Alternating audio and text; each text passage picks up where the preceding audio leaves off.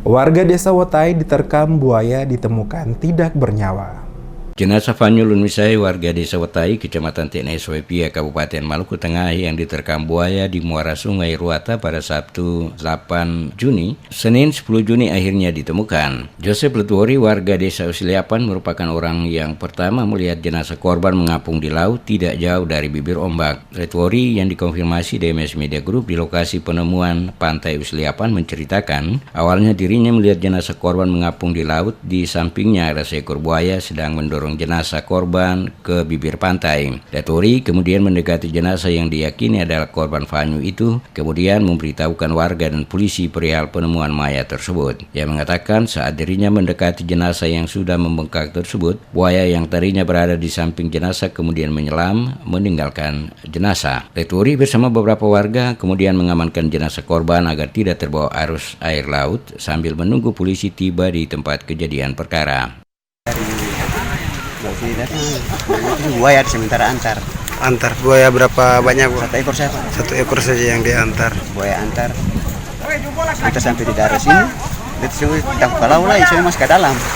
Kedalamannya berapa meter diperkirakan? Sekitar 1 meter lebih kan. Iya, Bu. Sementara buaya sementara itu di belakang sebenarnya dapat. Nah, setelah kita kalau saya itu dekat mayat terus buaya kasih kabur sendiri. Buaya kasih lepas sendiri. Dia lari ke sana terus Lalu Pak panggil bantuan untuk bantuan datang bantuan berapa Ika mayat di budi.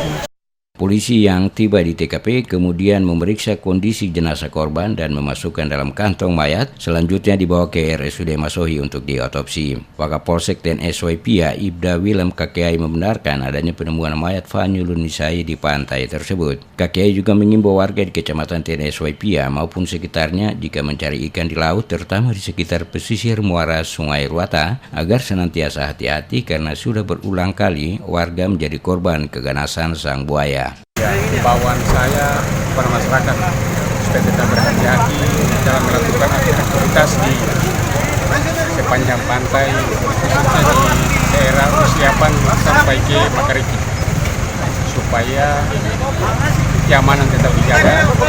Kerabat korban Pizzario mengaku ikhlas menerima atas kejadian yang menimpa salah satu anggota keluarganya, seraya berharap pemerintah daerah dapat mengambil langkah-langkah konkret mengingat sudah banyak warga yang menjadi korban terkaman buaya bahkan merenggut nyawa manusia.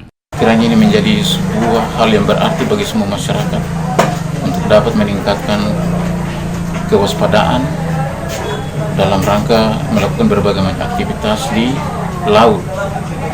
Soalnya bagi kami keluarga adalah dibutuhkan perhatian dari semua pihak juga dalam rangka melihat permasalahan ini.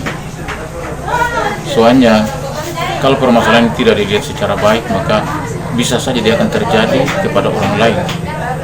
Oleh demikian harapan kami untuk pemerintah, ya ada penanganan yang serius dalam kondisi seperti ini. Ketika sudah terjadi korban jiwa berulang kali, itu berarti kami butuh perhatian dari pemerintah. Isak tangis pecah saat mendengar kabar berita kalau Fanyu ditemukan dalam kondisi sudah tidak bernyawa. Mereka tidak menyangka jika pamitan korban untuk mencari ikan bersama Toby Daniel pada hari Sabtu merupakan yang terakhir kali. Walaupun sedih harus kehilangan salah satu anggota keluarga dengan cara yang tragis, mereka pasrah karena nasib manusia sudah ditentukan oleh Sang Maha Kuasa. Seperti diketahui, Sabtu 8 Juni, Tofilus alias Toby Daniel bersama pamannya Fanyul Nunisai menjadi korban keganasan sang predator saat mencari ikan nasi atau ikan teri di muara Sungai Ruata. Usai mencari ikan sekira pukul 15 waktu Indonesia Timur, kedua korban hendak pulang menyeberangi sungai dengan ketinggian air setinggi dada. Kedua korban langsung diserang oleh seekor buaya. Saat menyeberangi sungai, posisi Toby Daniel berada pada bagian depan. Tiba-tiba buaya menerkam tangan kanannya yang sementara memegang karung berisi ikan. Saat diterkam dan mampu melepaskan diri dari gigitan sang predator, Toby Daniel sempat berteriak kepada pamannya kalau ada buaya, namun terlambat. Saat itu, Fanyu juga sempat berteriak kalau dia juga digigit sebelum buaya menyeretnya ke dalam air. Keluarga dan warga yang mendapat informasi menuju tempat kejadian dibantu polisi dan masyarakat negeri Makariki